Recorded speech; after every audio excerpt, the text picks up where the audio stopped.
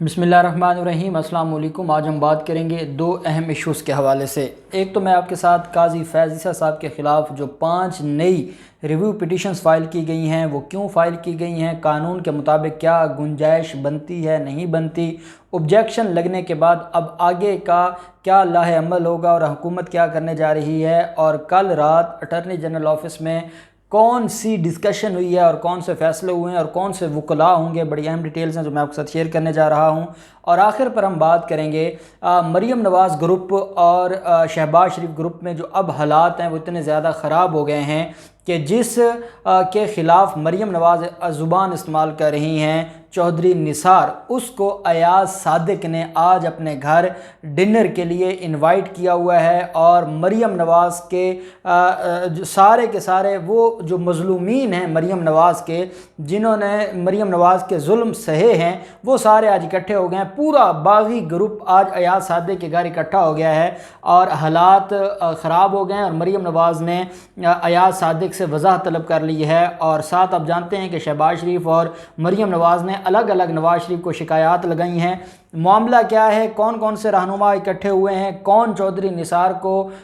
Welcome करना चाहता है और कौन धक्के देना चाहता है, बड़ी अहम डिटेल्स हैं, उसके ऊपर भी हम बात करेंगे। पहले मैं आपको काजी फैज़ ईसा साहब के केस की डिटेल्स बता देता हूँ। आप जानते हैं 26 अप्रैल को 10 रुकनी बेंच ने काजी फैज़ ईसा साहब की जो रिव्यू पिटिशन है उसको खारिज कर दिया था, जबकि सरीना ईसा की जो रिव्यू पिटिशन है उसको मंजूर कर लिया गया था। मेन जो केस था, जब काजी फैज़ ईसा साहब ने जो काजी फैज़ ईसा साहब की पिटिशन मंजूर हुई थी और साथ डायरेक्शन हुई थी FBR को, उसके ख़िलाफ़ हुकूमत ने या सदर पाकिस्तान ने या वज़ीर आज़म पाकिस्तान ने या वज़ारत कानून ने रिव्यू पिटिशन फ़ाइल नहीं की थी। और उनकी जो रिव्यू पिटिशन है बेसिकली अब हुकूमत पाकिस्तान क्यों करने जा रही है। हुकूमत पाकिस्तान सदर पाकिस्तान की तरफ से एक रिव्यू पिटिशन है, वज़ीर आज़म की तरफ से एक रिव्यू पिटिशन है, वज़ीर कानून की तरफ से मुशीर एहतसाब शहजाद अकबर की तरफ से और FBR की तरफ से 5 रिव्यू पिटिशन्स फ़ाइल की गई थी। और बेसिकली ये कल फ़ाइल हुई थी क्योंकि कल जो है वो लिमिटेशन जो पीरियड था 26 अप्रैल के बाद का वो कल मुकम्मल हो रहा था, तो ये कल फ़ाइल की गई थी रिव्यू पिटिशन्स जिनके ऊपर आज एतराज़ लगा है। दरख्वास्तें इसलिए फ़ाइल की गई हैं और जो एतराज़ लगा है वो इसलिए गलत एतराज़ लगा है, और ये एतराज़ लगना रूटीन की बात है, ये कोई बहुत अनहोनी नहीं हो गई, ये रूटीन की बात है। ये जो 5 दरख्वास्तें हैं ये बेसिकली जो है वो पहली दफ़ा नज़रसानी की दरख्वास्तें फ़ाइल की जा रही हैं, और ये उस फ़ैसले के ख़िलाफ़ नज़रसानी है जिस फ़ैसले में वो उनको सुना नहीं गया था या वो उसमें समझते हैं कि वो एग्रीव्ड हैं और पहली मेन पिटीशन के फ़ैसले के ख़िलाफ़ उन्होंने रिव्यू पिटीशन फ़ाइल नहीं की थी। तो अब इनकी पहली रिव्यू पिटीशन होगी, ये नहीं कहा जाएगा कि एक ही केस में दूसरी दफ़ा रिव्यू पिटीशन एक्सेप्ट नहीं की जा सकती। ये जो है वो कानूनी एक पॉइंट है। आपको क्या लगता है कि फ़रोग नसीम साहब हों, अटॉर्नी जनरल ऑफ पाकिस्तान हों, या शहजाद अकबर हों, या पूरा जो अटॉर्नी जनरल ऑफिस है, जितने एडिशनल अटॉर्नी जनरल हैं, डिप्टी अटॉर्नी जनरल हैं, वो सारे के सारे सर जोड़कर बैठे हों और ये फ़ैसला किया हो कि हम रिव्यू पिटीशंस फ़ाइल करेंगे, और वो इमरान खान की तरफ से भी फ़ाइल की जा रही हो, वो आरिफ अलवी की तरफ से भी फ़ाइल की जा रही हो, वो फ़रोग नसीम, शहजाद अकबर और FBR की तरफ से फ़ाइल की जा रही हो, तो क्या उनको नहीं पता था कि ये एक दफ़ा इस फ़ैसले पर रिव्यू फ़ाइल हो चुकी है। बेसिकली जो पहली रिव्यू थी वो इन 5 जो पिटिशनर्स हैं इनकी तरफ से फ़ाइल नहीं की गई थी। अब उनकी तरफ से कोई रिव्यू फ़ाइल होती तो वो दूसरी रिव्यू थी एक ही फ़ैसले के ख़िलाफ़। यहाँ जो रिव्यू फ़ाइल की गई है ये पहली रिव्यू है, ये दूसरी रिव्यू नहीं है।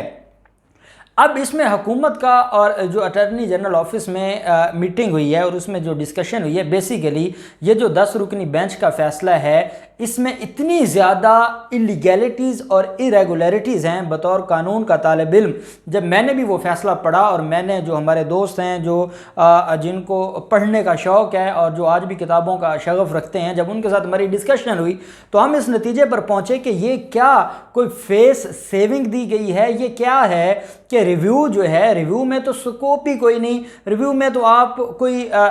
जो क्लरिकल मिस्टेक है, कोई एरर है, या आप कोई रिकॉर्ड की کی درستگی کرتے ہیں، ریویو میں کہاں آپ فیکٹس کو اٹھا کے شامل کرتے ہیں؟ ریویو میں نہ نئے فیکٹس شامل کیے جاتے ہیں، نہ پہلے سے جو حقائق ہیں ان کو مسترد کیا جاتا ہے۔ یہ کیسے ہو سکتا ہے کہ جو فیصلہ ہے وہ بالکل چینج کر دیا جائے ریویو میں؟ ایسا ہرگز نہیں ہوتا۔ یا تو یہ ہو کہ کہیں کوئی مائنر سی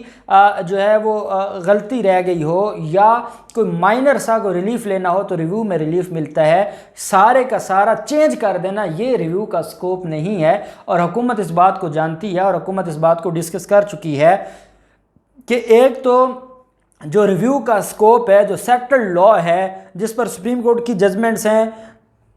جس پر ہماری جو قانون ہے وہ ہمیشہ سے ہی بولتا آیا ہے، اور ہمارے قانون نے بتایا ہے کہ ریویو کی کیا گراؤنڈز ہیں اور ریویو کا سکوپ کیا ہے، اور کیا ریویو میں اتنے بڑے فیصلے لیے جا سکتے ہیں۔ یہ چیزیں ساری کی ساری سیٹلڈ لا کے خلاف ہوئی ہیں، اور حکومت اس بات کو اس وجہ سے چیلنج کر رہی ہے۔ اور دوسری بات یہ ہے کہ سپریم جوڈیشل کونسل ایک انڈیپینڈنٹ ادارہ ہے، اب وہ اور کانسٹیٹیوشنل ادارہ ہے، وہ ایک آئینی ادارہ ہے۔ اس آئینی ادارے کو جس طریقے سے جو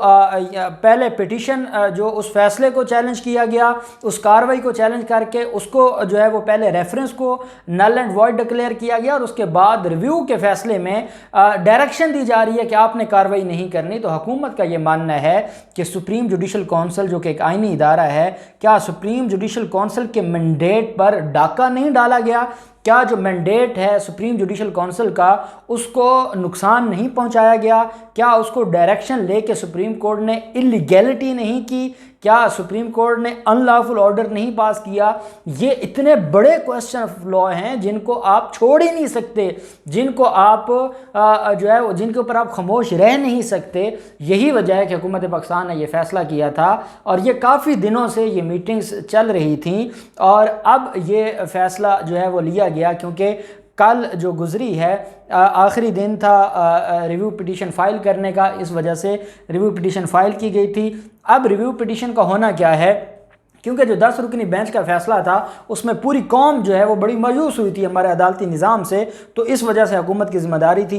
یہ 5 ریویو پٹیشنز اس لیے فائل کی گئی ہیں۔ اب آبجیکشن لگا ہے، آبجیکشن کا طریقہ کیا ہے کہ 30 دن کے اندر اندر ان چیمبر جو ہے وہ اس کو سنا جائے گا۔ ایک آنریبل بینچ، ایک آنریبل جج صاحب جو ہیں وہ چیمبر میں بیٹھ کر اس کو سنیں گے۔ اگر تو آبجیکشن اوور رول ہوتا ہے تو پھر ڈائریکٹ 10 رکنی بینچ کانسٹیٹیوٹ کر دیا جائے گا، اور یہ ان کے پاس لگ جائیں گی۔